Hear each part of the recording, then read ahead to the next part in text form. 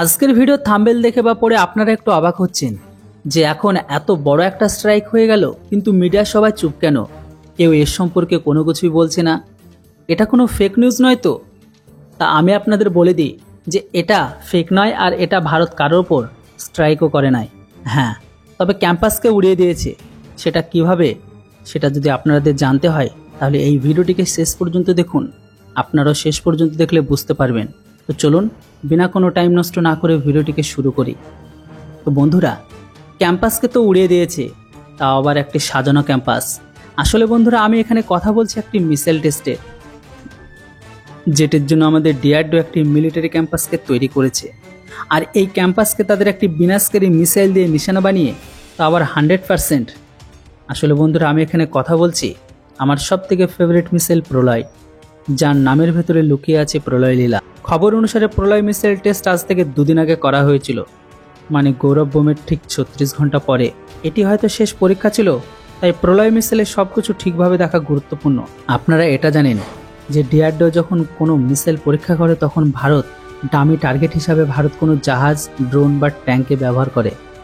আর এটা প্রথমবার হবে যে ভারত কোনো মিসাইল টেস্টের জন্য একটি নকল মিলিটারি ক্যাম্পকে তৈরি করে। এরই মধ্যে যে কোনো একটি টার্গেটকে লক করে সেটার উপর নিশানা করা হয়।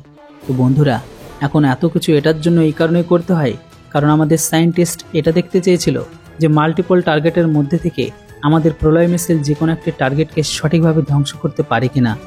কেননা প্রলয় একটি ট্র্যাকটিক্যাল ব্যালিস্টিক মিসাইল। এটিকে বিশেষ করে অপরমাণু ধামাকা করার জন্য বানানো হয়েছে। মানে এই মিসাইল ফাটলে কোনো রেডিয়েশন উৎপন্ন হবে না, কিন্তু এই মিসাইলের ধামাকায় প্রচুর লোকের প্রাণ যাবে। প্রলয় মিসাইলকে এতটা বিনাশকারী বলা হচ্ছে যে 5তলা বিল্ডিংকে একদম পুরো ধূলিসাৎ করে দেওয়ার মতো ক্ষমতা রাখে।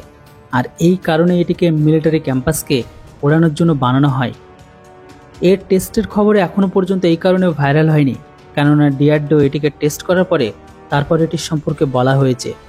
ডিআরডিওর বক্তব্যটা এটাও আছে যে ভারতীয় স্ট্র্যাটেজিক ফোর্সের কাছে সেই ক্ষমতা চলে এসেছে জেট শেল্টার, শত্রুর গোলাবারুদ স্টোরেজ ভান্ডার আর মিলিটারি ক্যাম্পকে পর্যন্ত উড়াতে সক্ষম।